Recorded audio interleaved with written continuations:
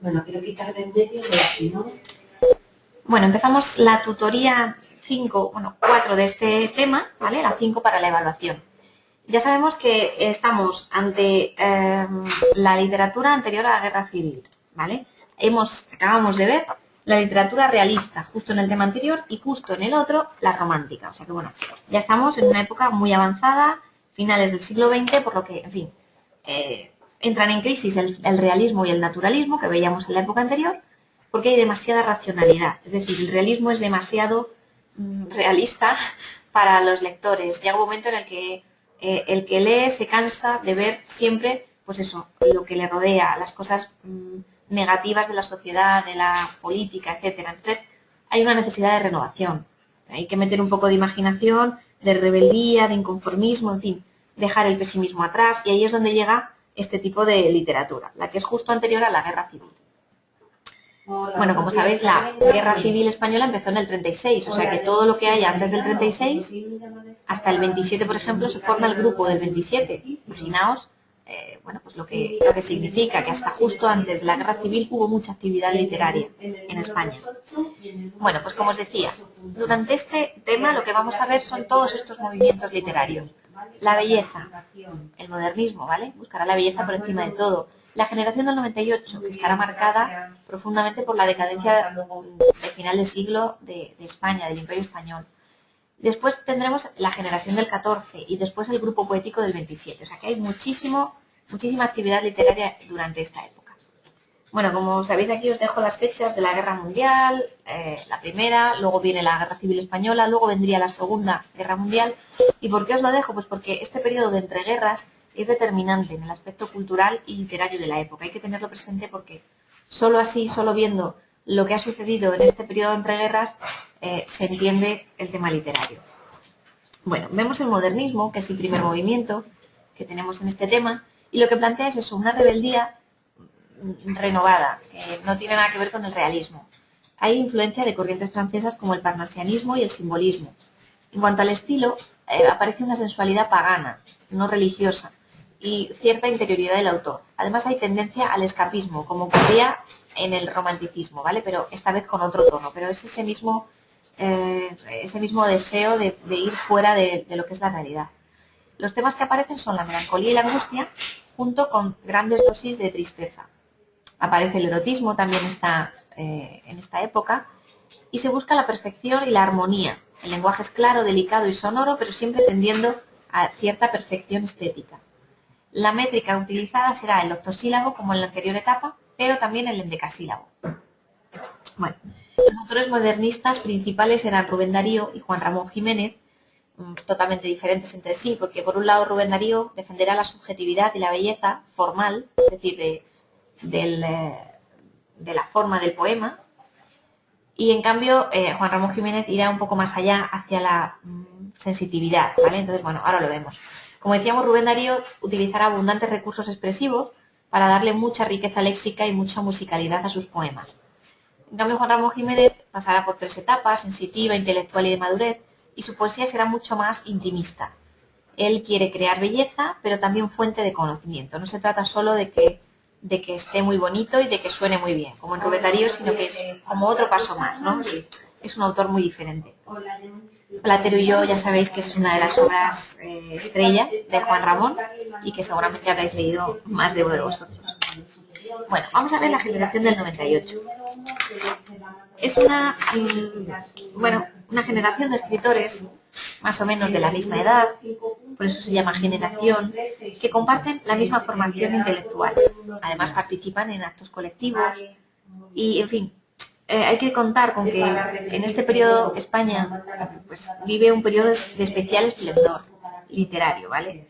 Si en el siglo de oro decíamos, o sea, si en el siglo XVII decíamos que España estaba viviendo el siglo de oro literario, ahora lo que hablamos es de la Edad de Plata, porque también es una época muy activa literariamente. Bueno, son autores que mantienen una relación de amistad y de colaboración, y en ellos produce un gran impacto el tema del desastre del 98, cuando perdemos pues eso, todas las colonias transoceánicas y en fin, se produce ese desastre en cuanto al tema de España. Y ese es uno de los temas más importantes para estos autores, el tema de España, el tema de que, bueno, hay que poner solución práctica a los problemas económicos, políticos y sociales que atraviesa el país. Además, otra de las características es que tienen una preocupación muy grande por el sentido de la vida y de la muerte. Y vuelven además las ideas y las formas de carácter irracional y desordenado. Se habla, por lo tanto, de un neorromanticismo, para que veáis cómo la literatura es cíclica y los periodos vuelven y vuelven a lo largo de la historia. El estilo, además, será sencillo, antirretórico, con sobriedad y subjetivismo, y muy importante, aparece el ensayo. Empieza a aparecer el ensayo como medio para reflexionar sobre todo esto que les preocupa. Entonces es muy importante en esta época el ensayo. Os dejamos aquí un poquito la historia del ensayo, un poquito del género y también de los autores más aclamados, ¿vale? Azorín en la página 87. Por otro lado, Ortega y Gasset, que también es uno de los grandes de nuestras letras, ¿vale? Entonces, ya sabéis, nos tenemos que quedar con 4 detalles. Uno, que los autores exponen ideas sobre temas de interés general, de política, de religión, de economía, de educación, de cualquier tema. Que además tienen un espíritu crítico, o sea, lo que hacen es criticar, pero en el sentido de que la crítica siempre trata de mejorar lo presente. Bueno, Azorín, José Martínez Ruiz, es uno de los autores más clásicos y más importantes de esta época. Él tiene una costumbre que es la de recurrir a los clásicos para explicar la historia. El estilo que tiene es claro y conciso. Y bueno, las obras más importantes, por ejemplo, Los pueblos o La ruta de Don Quijote. Ortega y Gasset es un filósofo español, ensayista, fundador de varias revistas. Es un intelectual mucho más puro y más objetivo que Azorín.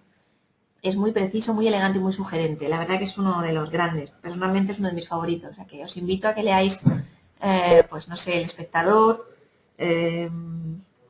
La rebelión de las masas, que es un libro estupendo, o España invertebrada, que también es muy bonito.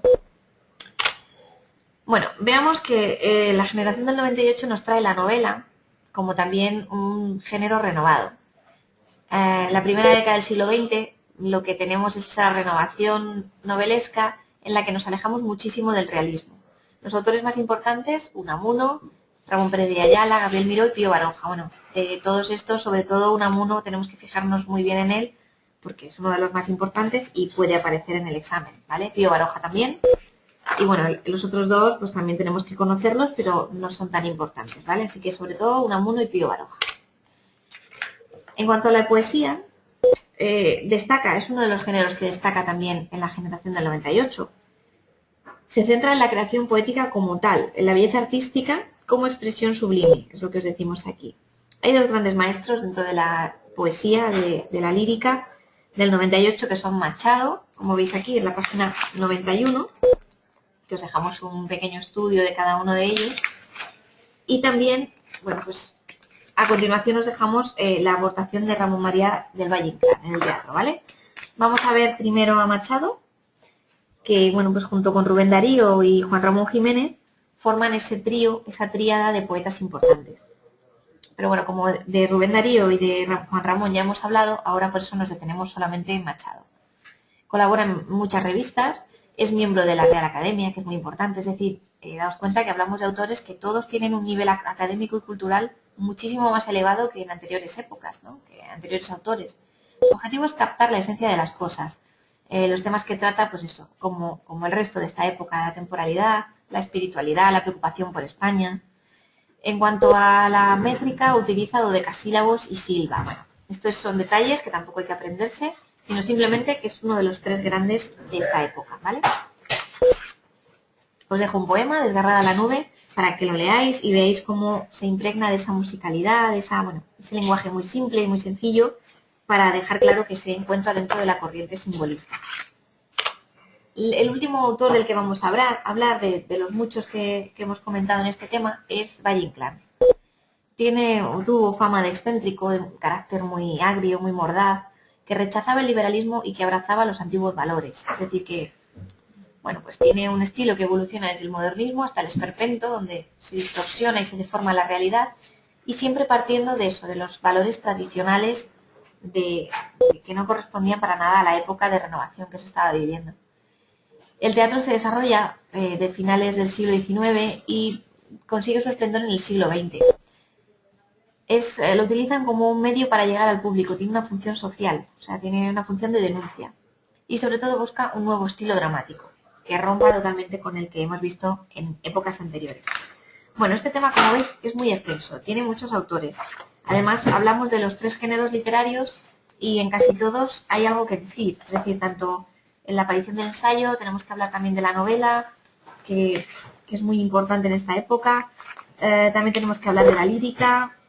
En fin, al final, este tema es muy denso y lo que hace falta es, pues eso, efectivamente echarle tiempo, hacer un esquema. La clave de este tema es hacer un esquema claro que refleje los autores más importantes y un poquito el estilo y, en fin, repasarlo porque de verdad que de aquí pueden salir muchas preguntas. Entonces, como recomendación, lo mejor que podéis hacer es desarrollar los ejercicios de autoevaluación y así poder, bueno, pues, continuar estudiando. Vamos a ver los 2 últimos grupos de este tema, que serán el del 27 y la generación del 14.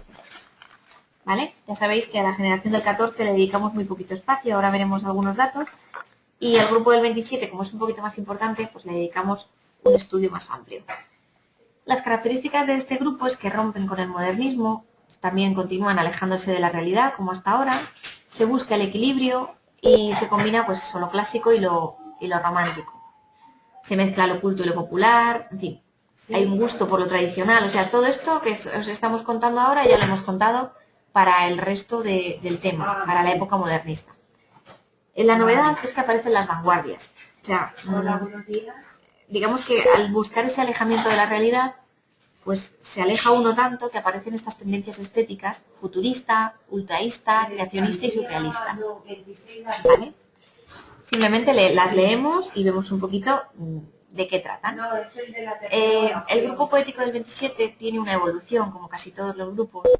En la primera etapa hay una influencia postromántica. En la segunda se huye de tanto formalismo, se da rienda suelta a la pasión. Y en la tercera ya el grupo se dispersa, algunos se exilian, en fin, aparece la angustia. O sea, digamos que pasa pues por casi todas las etapas que pasa cualquier grupo, pero en este es necesario fijarse porque, ya os digo, es un grupo muy importante en nuestra literatura.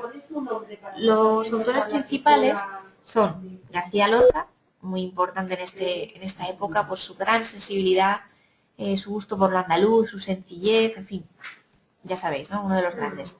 Rafael Alberti también, por supuesto, hay que saber su estilo un poquito. Y luego Jorge Guillén y Pedro Salinas, pues también son importantes, pero digamos que los 2 grandes que tenéis que aprender son Lorca y Alberti, ¿vale?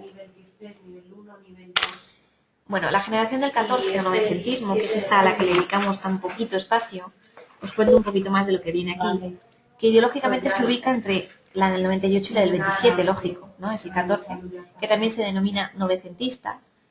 Pretenden europeizar la cultura española, o sea, lo que pretenden hacer es solucionar el problema social de España tendiendo a Europa, fijándose en lo que hace el resto de Europa. Son metódicos y racionales, son intelectuales, más que artistas y más que poetas, serán intelectuales y estudiosos. Abandonan la expresión pomposa y musical excesivamente del modernismo y se pasan al ensayo y al artículo periodístico. O sea, ellos se sirven de estas formas literarias para expresarse. Los más importantes dentro de este grupo, esta generación, son Ortega y Gasset, Juan Ramón Jiménez y Ramón Pérez de Ayala. Ya sé que me vais a decir que hay muchos autores que aparecen en varios grupos y en varias generaciones. Daos cuenta de que uno no pertenecía a un grupo o a otro, no se inscribía en un registro, ¿no? Entonces, por eso suceden estas cosas, porque a todos los autores, como os decía al principio, les unía una relación de amistad, participaban en tertulias literarias, en fin, se entremezclaban unos con otros y además a lo largo de su vida iban cambiando de opinión, iban evolucionando sus opiniones y sus reflexiones, con lo cual es normal que Juan Ramón aparezca en varios sitios, que a Ortega le hayamos visto antes como precursor del ensayo y también en la generación del 98, en fin.